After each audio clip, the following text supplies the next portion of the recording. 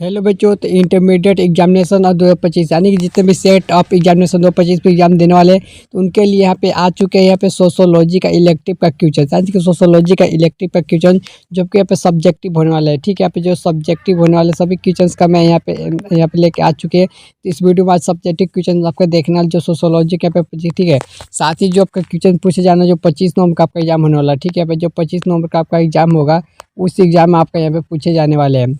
इस वीडियो पर आते वीडियो को अंत तक देखिएगा, सभी क्वेश्चन का देखेंगे। चलिए थोड़ा सा नीचे करके सभी क्वेश्चन देखते हैं। यहाँ पे देखिए सब्जेक्टिव क्वेश्चन है, सभी क्वेश्चन को एक एक करके हम लोग यहाँ पे देख लेंगे।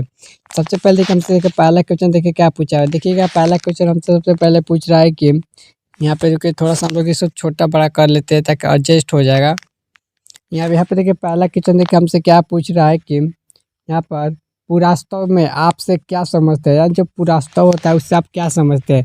देखिए बहुत आसान तरीके से हमें उत्तर देना है। उत्तर देखिए हम लोग कैसे देंगे, तो उत्तर देने के लिए देखिए सबसे पहले हम आसान भाषा में लिखना है कि पुरास्तव भौतिक यानी कि अवशेषों के लिए माध्यम से प्राचीन और हाल के मानव अतीत का अध्ययन है जो शराब तो मानव की गतिविधियों का अध्ययन करने के लिए एक तरीका है। यह भी यानी कि देखिए थोड़ा सा नीचे देखिए आप लिखा गया है, इस पूरी क्वेश्चन को देखें, आंसर को देखेंगे। यहाँ पे देखिए कि भौतिक संस्कृति के अवशेषों के विश्लेषण के जरिए मानव के इतिहास और संस्कृति को समझने का एक अनोखा तरीका है। यानी कि जो मानव का इतिहास हो उसके लिए उसको समझने के लिए एक अनोखा तरीका है। साथ ही देखिए है कि पुरातत्व को मानव में इतिहास और संस्कृति से जुड़ी कई बातें के समझने में मदद करती है। तो इसी बहुत ही आसान भाषा में इसी प्रकार के आपको यहाँ पे आंसर लिख लेने हैं। चलिए अगला क्वेश्चन देखते हैं। क्वेश्चन नंबर देखिए 2 में, देखिए क्वेश्चन नंबर 2 में सब्जेक्टिव में से क्या पूछ रहा है। क्वेश्चन नंबर दो में देखिए पूछा है कि यानी हड़प्पा सभ्यता की जल निकास प्रणाली के 2 विशेषताएं बतानी है। तो देखिए तो कैसे आसान बता इसको बताने हैं। सबसे पहले लिखना है कि हड़प्पा सभ्यता की जल का निवास प्रणाली के की 2 विशेषताएं, इसे आपको लिख लेना है। लिखने के बाद देखिए आपको टॉपिक में नंबर 1 2 में लिखा है। ठीक है, सबसे पहले कि यहाँ पे वो 1 2 भी लिख सकते हैं, जैसे पॉइंट दे कभी लिख सकते हैं। यहाँ पे क्या लिखना है, ज़्यादातर जगहों पर यह नलिया की ढकी हुई मिलती है और इनकी समय समय पर सफाई की जाती है। देखिए नंबर 2 पॉइंट पे लिखनी है, हड़प्पा सभ्यता की नलिया की पक्की ईंटों से बनी ही थी और इन्हें जोड़ने के लिए ठीक है जिम्स का इस्तेमाल किया गया है। यानी कि इस जिम्स का इस्तेमाल किया गया था। ठीक है, इसी प्रकार से आपको यहाँ पे आंसर लिख देने हैं। आपका दूसरा नंबर का आंसर हो चुकी है।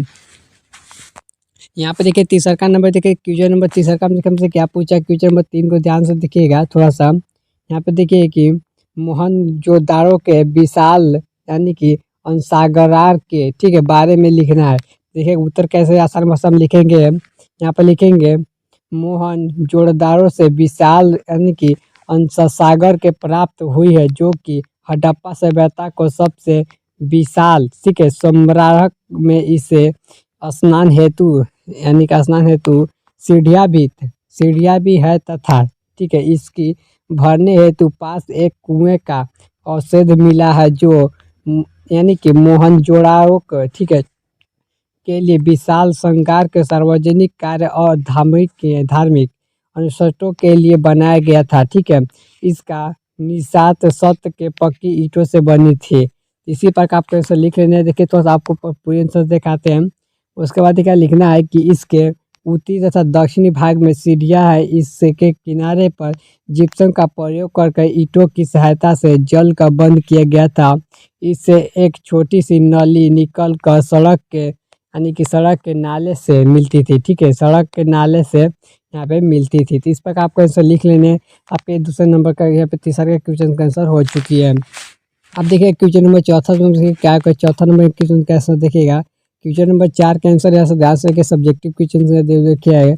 हमसे पूछा है कि किन्हीं दो गुप्तकालीन मंदिरों के लिए जो नाम लिखना है। ठीक है, किन्हीं गुप्तकालीन मंदिर देखिए पहला पे लिख लेना। सबसे पहले 2 गुप्तकालीन मंदिरों के नाम यहाँ पे देखिए लिखा गया है कि तिगवा विष्णु मंदिर।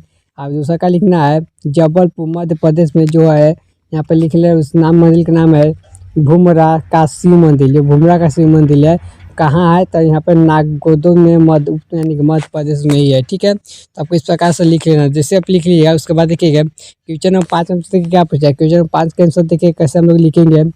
5 पूछ रहा है कि यहाँ के महाजन पद यानी जो महाजन पद से आप क्या समझते हैं, यानी कि जिससे देखिए आसान भाषा में कैसे लिखना है।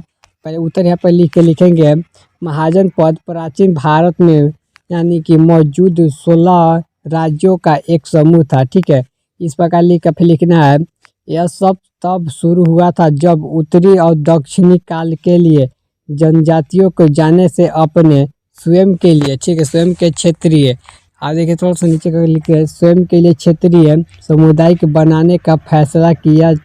ठीक है, जिसमें अनंत राज्यों का जनपदों का नाम बस्तियों के लिए नए स्थानीय क्षेत्रों को जन्म दिया गया था। ठीक है, इस प्रकार सबका यहाँ पे आंसर लिख लेनी है ताकि आपका पूरी तरह से आंसर हो चुकी है। यहाँ पे क्वेश्चन 10 में देखिए हमसे क्या पूछ रहा है, इसको आंसर देखिए कैसे लिखेंगे। यहाँ पर है कि जैन धर्म में प्रसार के 2 कारण लिखे, यानी कि जो जैन धर्म उसका यहाँ पे लिखना है, तो उसको देखिए कैसे लिखेंगे।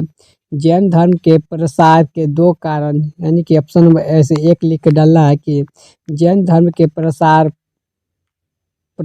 प्रसार हेतु महावीर यानी कि स्वामी ने अपनी शिक्षा यहाँ पे प्राकृतिक भाषा में, जिससे आप थोड़ा सा नीचे कर देखें तो पूरी हम लोग आंसर को देखेंगे, क्योंकि यहाँ पे देखिए लिखा गया साधारण जन भी उन्हें आसान समझ सकेंगे, यानी कि महावीर स्वामी तथा उनकी अनुयायियों के लिए देश के घूम घूम कर इनका प्रचार किया थे।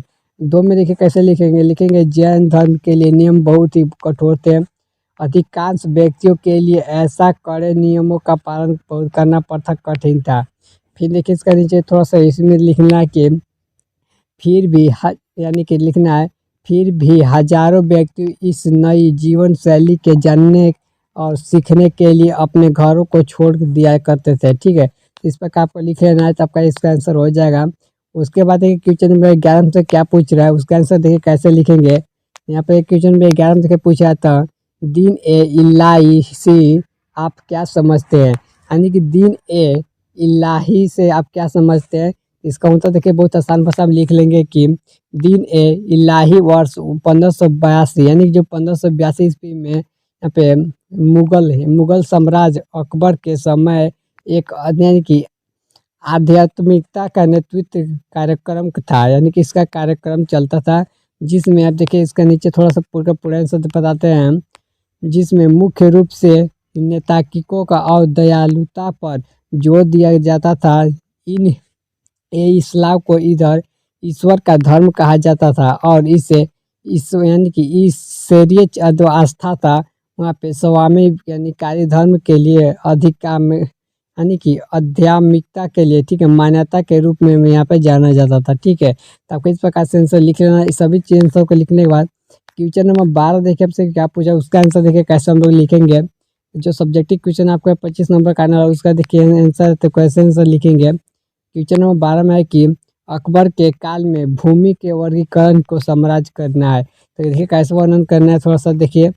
अकबर के शासन काल में भूमि का 4 भागों में बांटा गया था, यानी जो यानी अकबर था उसके समय में 4 भागों में यहाँ पर भूमि को बांट दिया गया था। ठीक है, 4 भागों में यानी कि बांट दिया गया था। देखिए कौन कौन से भाग है, देखिए पहला है पोलज, फिर है परती, फिर है चारर, फिर है बंजर, यानी कि ऐसे सभी चीज़ों को 4 भागों में बांट दिया गया था। फिर देखिए क्वेश्चन नंबर 13, क्वेश्चन नंबर देखिए 13 इसे जब लिखा गया तो हम लोग कैसे आंसर देना है। क्वेश्चन नंबर 13 को ध्यान से देखिए पूछ रहा है कि ताजमहल किसने और कहाँ बनवाया है, यानी कि ताजमहल किसने कहाँ बनवाया। देखिए इस आंसर कैसे ज़्यादा आसान भाषा में लिखेंगे। ताजमहल भारतीय शहर का आगरा में, यानी कि यमुना नदी के दक्षिणी तट पर एक हाथी दांत के सफ़ेद संगमरमर का है, ठीक है, संगमरमर का है। वहीं पर देखिए लिखा गया है कि मकरा है, इसे 1632 ईस्वी में, ठीक है, 1632 ईस्वी में इसको बनाया गया था। ठीक है, 1632 ईस्वी में इसको बनाया गया था। अब देखिए इसमें बारे में इतना ही लिख लेना, सभी चीज़ें लिख लीजिएगा, आपका आंसर 13वां का यहाँ पे राइट आंसर हो जाएगा। अगर वीडियो पसंद है तो वीडियो को लाइक कर लीजिएगा, अगर चैनल पर पहले आ रहे तो चैनल को भी सब्सक्राइब कर लीजिएगा, क्योंकि आपका यहाँ पे 2026 बोर्ड एग्जाम 2026 बोर्ड एग्जाम देने वाले हैं। इस चैनल को सब्सक्राइब कर रख लीजिए, सभी यहाँ पे क्वेश्चन का आंसर आपको यहाँ पे मिलने वाले हैं। तब तक मिलते हैं अगले वीडियो में।